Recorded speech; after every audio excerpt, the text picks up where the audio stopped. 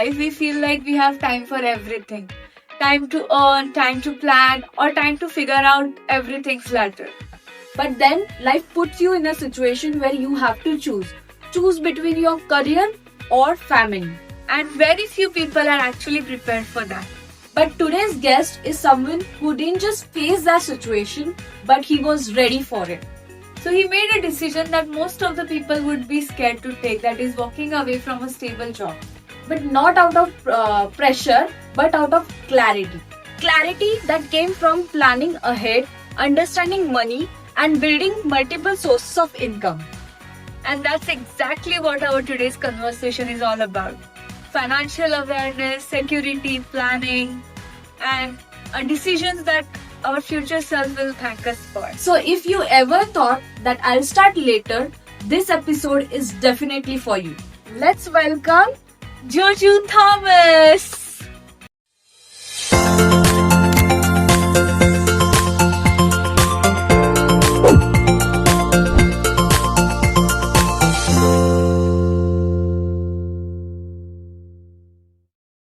Like how you started with the multiple sources of income. Okay. So I've been working with multiple companies in IT. I started with TCS, then moved on to HP. So TCS India, HP US, and came to HP Canada. While I was working with HP Canada, I realized I got trained. In fact, I went for a session and I realized that one source of income is not enough. Okay, one source of income is only good for expense. And when we talk about from an expense perspective, even if I'm going to save like $500 or $1,000, and if I have to go back home, my savings are totally gone. So if I don't save, how do I protect it? How do I invest it? So I got training that basically inspired me that I should be having some multiple source of income. And multiple source of income always helps. Because in case of emergency, just in case if you're losing a job or something like that, so you're not getting hurt. Do you think that having multiple sources of income, you have a command over your life that you can decide what you want to do with your life? Because a lot of time people are so stuck with the 9 to 5 jobs that they always get scared that I have to select my family or I should select job. Right? Yes, definitely. I mean, that's a very good way of putting it. When I was having a single source of income, my only destination was back home, going to parents. No vacations, nothing like that.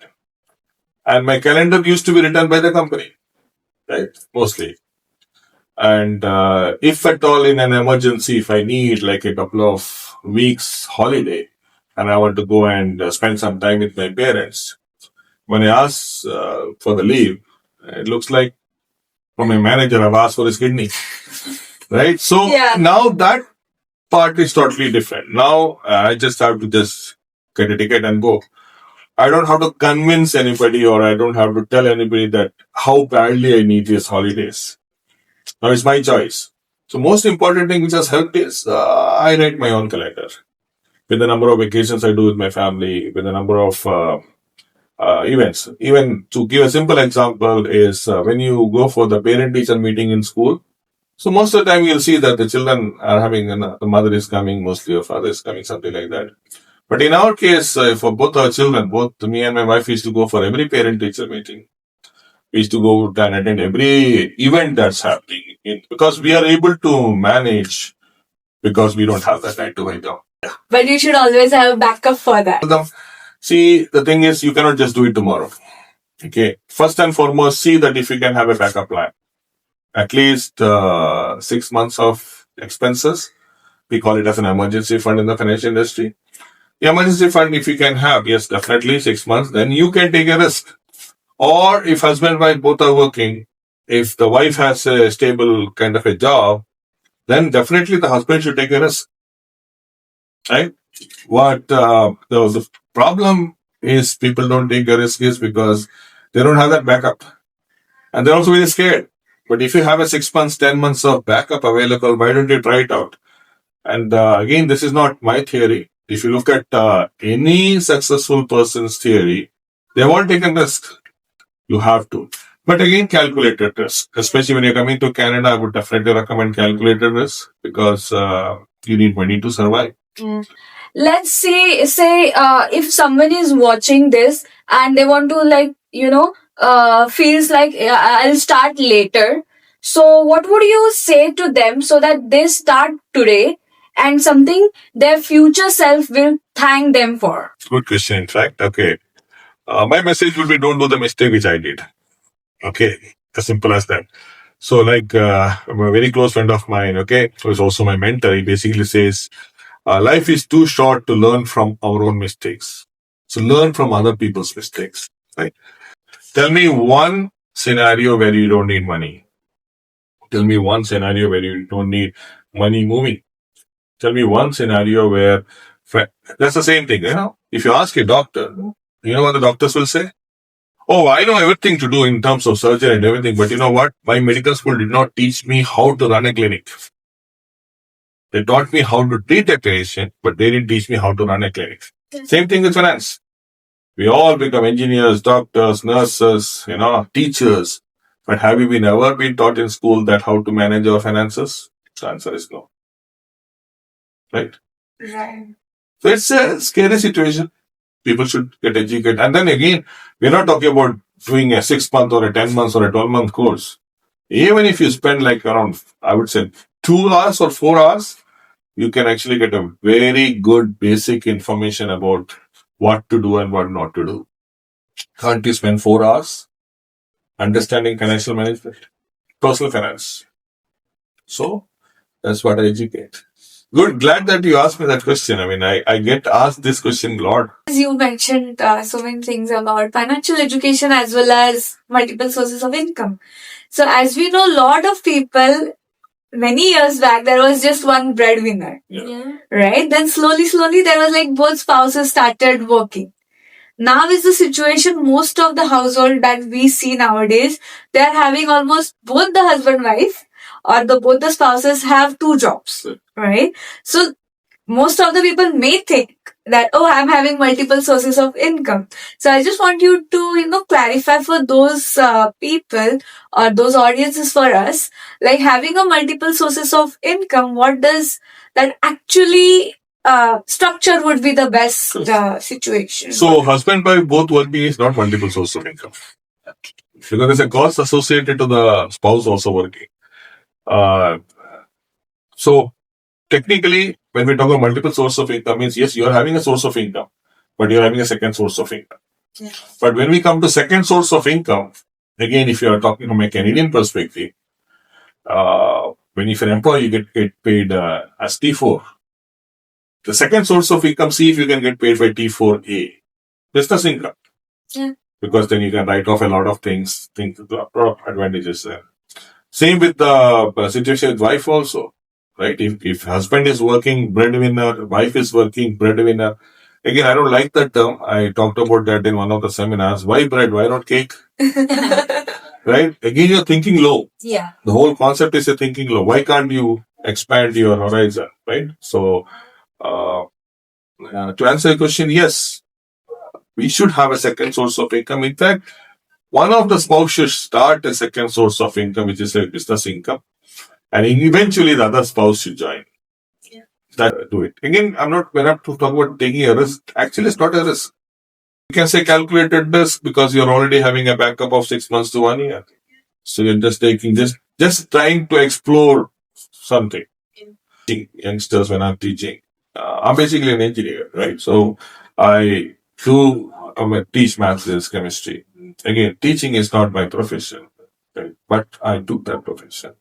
Same in engineering as well as when I did my MBA also. I was never taught finance. Yeah, I was taught finance. That was corporate finance in MBA. Personal finance was never taught. So when I started learning like 10, 12 years ago, and I was thinking I know everything.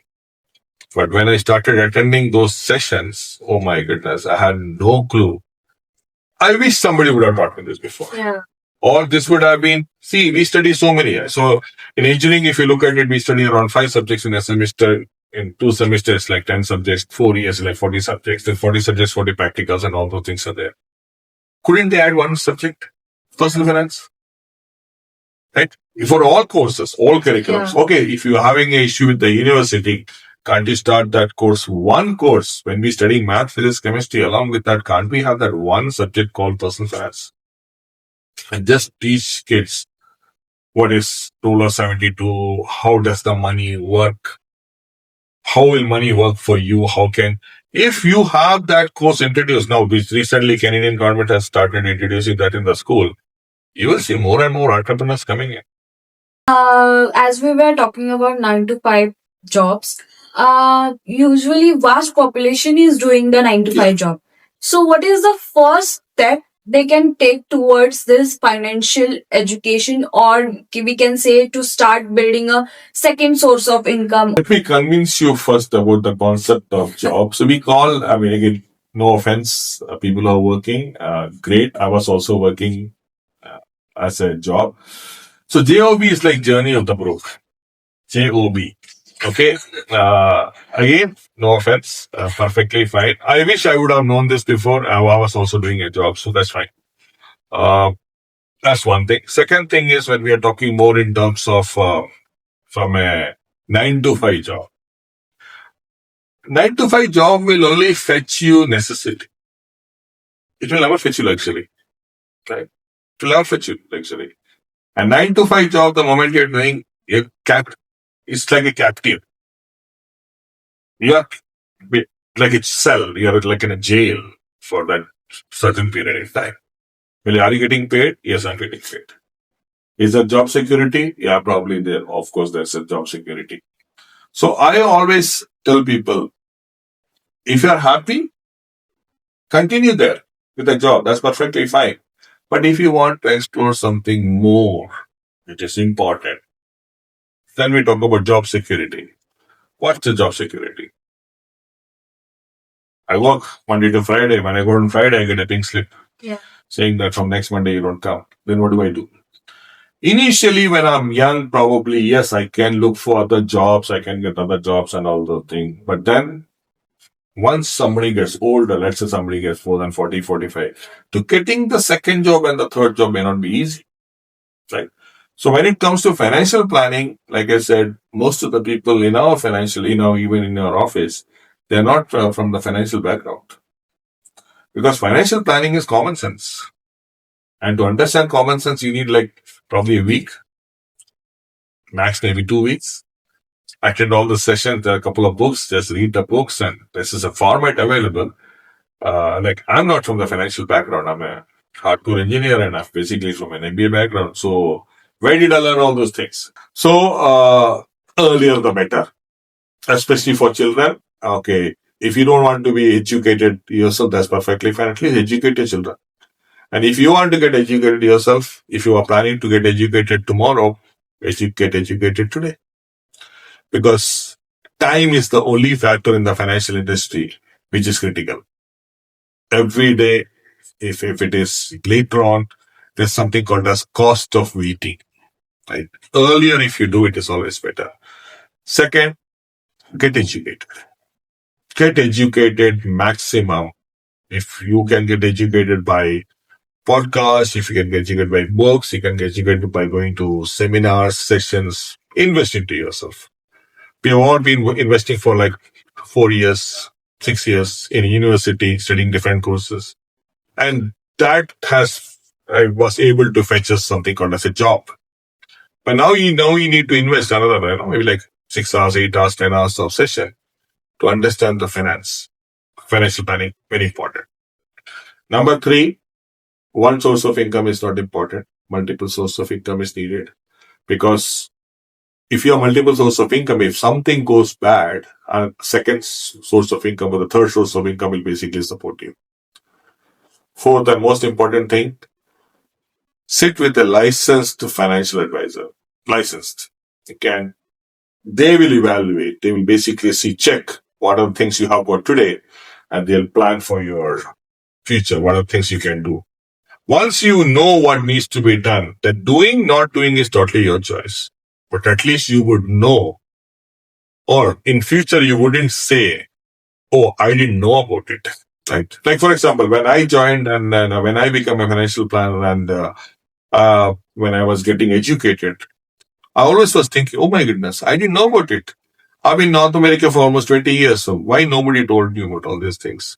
So, like I always say, don't do the mistake which I did. Okay. Get yourself educated.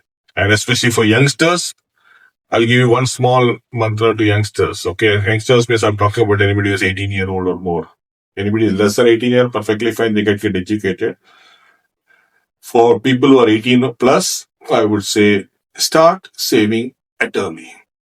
Even $10 a day per day, which is $300 a month, if you can save, in future it will fetch a big amount of money. Right? So that would be my message to everybody. Thank you. Okay. Thank you so much for your time and your valuable insights and learnings that we are also, it's gonna help us too, and I'm sure our audience too. I think today's episode really makes us pause and reflect, because most of the time we don't take it seriously till our life actually tests us. And what stood out for me in this episode is it's not just about how much you are earning. It's about how well you are prepared for the time when you are things go wrong, or when when life doesn't go as you have planned. Exactly, and that's the basically idea of having multiple sources of income, because you don't want to depend on just living paycheck to paycheck and life goes into crumble. Better have a plan for it, and which is something that every single person should think about. Yeah, because at the end, financial awareness is not about luxury, it's a responsibility. And sooner we start, it is always better for us and our family. So if there's one thing you should take away from this episode is, don't wait for the right time. Start early even if it is small. Because your future self will thank you. If you found this conversation valuable, don't forget to like, share and subscribe. And of course share it with someone who you feel should hear this today.